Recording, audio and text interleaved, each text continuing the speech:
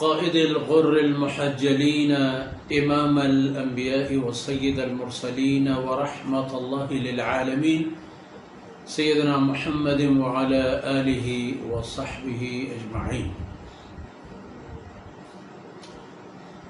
أعوذ بالله من الشيطان الرجيم.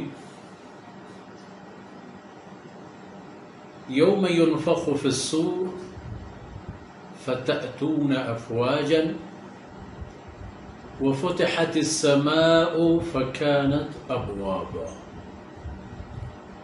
سبحانك لا علم لنا إلا ما علمتنا إنك أنت العليم الحكيم.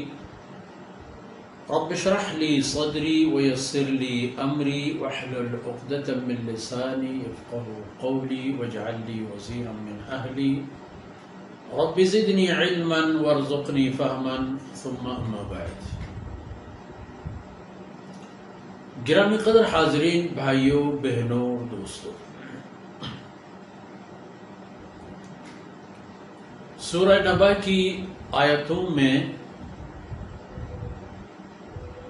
آپ کے ساتھ ہماری نشست یا یوں سمجھ لیجئے کہ ایمانی سفر جاری و ساری ہے.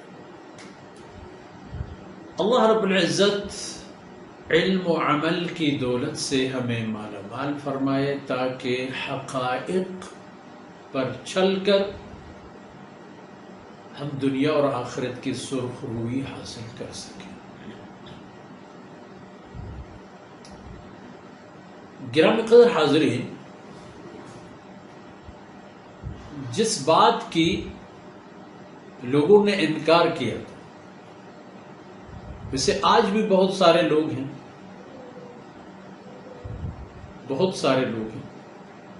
جو موت کے بعد دوبارہ زندگی کے منکر ہیں.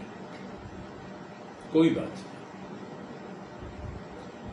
وہ جانے اور ان کے انکار جانے، مگر حقائق اللہ کے علم اور حکمت میں ہیں اور اللہ کا فیصلہ اٹل ہے.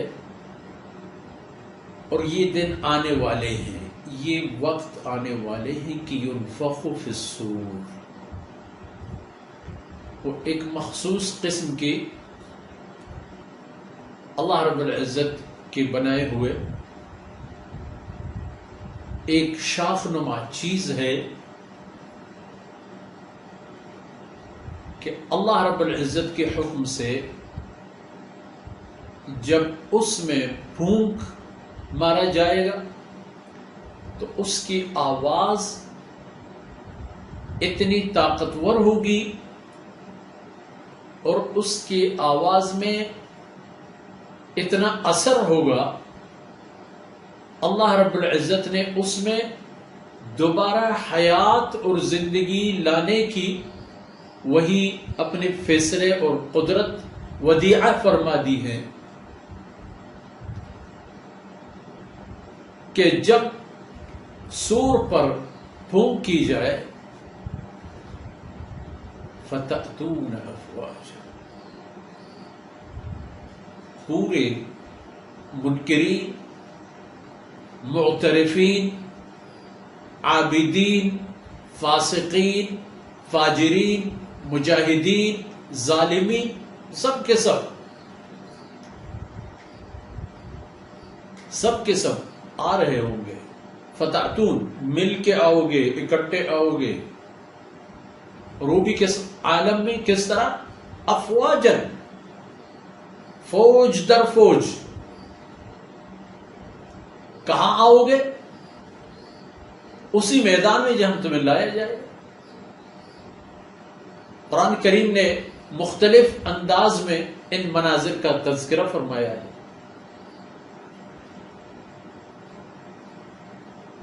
کہ جب قبروں سے اٹھ جائیں گے، فرمایا یتبعون الداعی،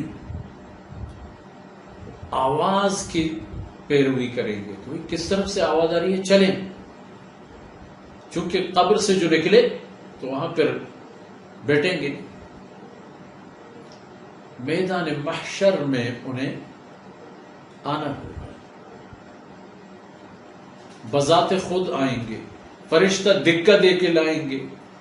فرشتہ رہنمائی کر کے لائیں گے، پروٹوکول بھی ہوگا، عمومی منظر بھی ہوگا، اور پروٹوکول میں مجرمین جیسے لوگوں کے ساتھ وہی پروٹوکول، وہی اصول،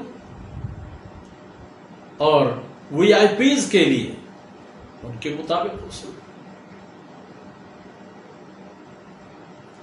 وہاں سب سے بڑی شخصیات جن کا اعزاز و اکرام ہوگا علی الاطلاق اور بلا شک حضرات انبیاء علیہ الصلوۃ والسلام ہے. پھر انبیاء علیہ الصلوۃ والسلام کے دل و جان سے ساتھ دینے والے. مگر یہ بات یاد رکھیے جناب، اس امت ہونے کے ناطے، امت حبیب ہونے کے ناطے جو شرف اور عزت اس امت کو حاصل ہے، دیگر امتوں کو وہ اعزاز حاصل نہیں ہے. کیوں؟ کہ جو ذمہ داری اس امت کو نبھانی ہوتی ہے بقیہ امتوں میں یہ ذمہ داریاں نہیں ہوتی. تاریخ کی جب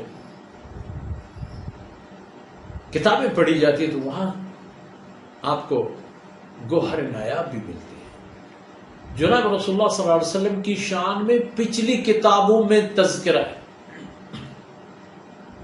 اور آپ صلی اللہ علیہ وسلم کے امت کی شان میں بھی پچھلی کتابوں میں تذکرہ ہے. زبور میں ایک بیان آیا ہے، حضرت داؤد علیہ السلام کی کتاب اس میں اللہ رب العزت کی طرف منسوب یہ اقوال موجود ہیں، اور یہ اس زمانے میں یہ باتیں حاصل کی گئی ہیں جب حضرات صحابہ کرام کا دور تھا، اسی زمانے کی ضرورت. اب پتہ نہیں اب تک کتنے تحریف در تحریف، تبدیلی در تبدیلی ہوتے رہے ہیں ان کتابوں کے. یہ تو صرف اللہ کے کلام قرآن کریم ہے جس کے نہ لفظ میں کوئی تبدیلی آئے گی نہ معنی. اس میں یہ ہے کہ محمد صلی اللہ علیہ وسلم کی امت کو وہ اعمال ملیں گے جو نبیوں کو ملیں گے، ان کو وہی کام ملیں گے جو نبیوں نے کیے، عبادت کی صورت میں، اطاعت کی صورت میں، اور دین اسلام کی حفاظت اور اشاعت کی صورت میں. اس لیے ان کی شان سب سے بڑی ہے. اور حضرات انبیاء علیہ الصلوۃ والسلام کی تقدس بلا شک نہ کوئی کم نہ کوئی بیشی. آن حضرت صلی اللہ علیہ وسلم اولو العزم انبیاء کے امام اور قائد، خاتم الانبیاء اور خاتم النبیین کے تاج برسر لے کر تشریف لینے والا فرماتا ہے لا تفضلونی، مجھے کسی نبی پر فضیلت مت دیا کرو. آپ صلی اللہ علیہ وسلم کی یہ شان اپنی جگہ، لیکن انبیاء علیہ السلام کے بعد انسانیت میں اللہ کے ہاں شرف کا معیار ابو بکر، عمر، عثمان، علی اور صحابہ کرام، پھر امت کی بقیہ احاد طبقات کے اعتبار میں. تو آؤ گے فتأتون افواجا، فوج فوج آؤ گے. اور تفسیر میں ہے، آیتوں کی تشریح و تعبیر میں یہ بات بھی نوٹ فرما دی گئی ہے، اور قرآن کریم میں کہیں اور یہ بات بھی ہے یوم تأتی کل اناس بامام، ہے ہر انسانوں کا ٹولہ اپنے امام کی معیت میں آئیں گے میدان محشر میں. اور میدان محشر میں مرکزیت انسانیت کو جمع کرنے کے لیے ہے، ورنہ اللہ کی قدرت گرفت اور اللہ رب العزت کی تسلط ہر چیز پر، ہر جگہ، ہر حالت میں ہے. کوئی ایسی بات نہیں ہے کہ بس آ گیا اور اللہ کے بارگاہ میں حاضر ہو گیا. اللہ تو ہر جا موجود اور طاقت سے ہر کام کر سکتا ہے، مگر ایک نظام اللہ نے وہاں بنا دی ہے، وہاں جا کر اس کی تشریح و تعبیر سمجھ میں آئیں گے. فتأتون افواج، یہی تو کہتے ہو آج کہ ہو گیا، نہیں پتہ نہیں کیا ہوگا، کب ہوگا، کیسے ہوگا. یہ اختلافات ہیں، مذاق ہیں، جو بھی ہیں، دل لگی کی باتیں ہیں بظاہر آپ لوگوں کی ایک دوسرے کے ساتھ، فتأتون افواجا، لشکروں کے مانند آتے رہو گے، مسیحیوں کی، عیسائیوں، یہودیوں کی، دیگر مذاہب کی، مسلمانوں کی، ماننے والے، منکرین، سب جمع ہو جائیں گے، سب کے لیے میدان سجایا گیا۔ تو ان آیتوں کے مفاہیم و مقصد میرے عزیز بھائیوں اور بہنوں ہمیں بیدار کرنا ہے، ہمیں آگاہی دینا ہے کہ چھوڑو یہ باتیں، پتہ نہیں قیامت ہو یا نہ ہو نہ ہو کے چکر میں مت پڑو، اپنی زندگی کو جنت نظیر بنا دو اللہ کی فرمان بری میں، کیونکہ جن اعمال سے اللہ نے ہمیں منع فرمایا ہے ان میں ہماری دنیا اور آخرت کے نقائص موجود ہیں، اور جن اوامر سے اللہ رب العزت نے ہمیں نوازا ہے ان کی افادیت دنیا اور آخرت میں مسلم ہے۔ اس لیے اللہ کی بندگی میں آگے بڑھیے، اللہ کی فرمان بری کیجیے، اللہ کی کلام موجود ہے اس سے نور حاصل کیجیے، مشن بنا لیجیے اس کو اپنی زندگی کا۔ آج اتنا ہی کافی ہے۔ اللہ رب العزت کی بارگاہ سے دنیا اور آخرت کی خیر و عافیت مانگتے ہیں، اپنے لیے بھی اور پوری امت مسلمہ کے لیے بھی، اور اعلاء کلمت اللہ کے لیے بھی۔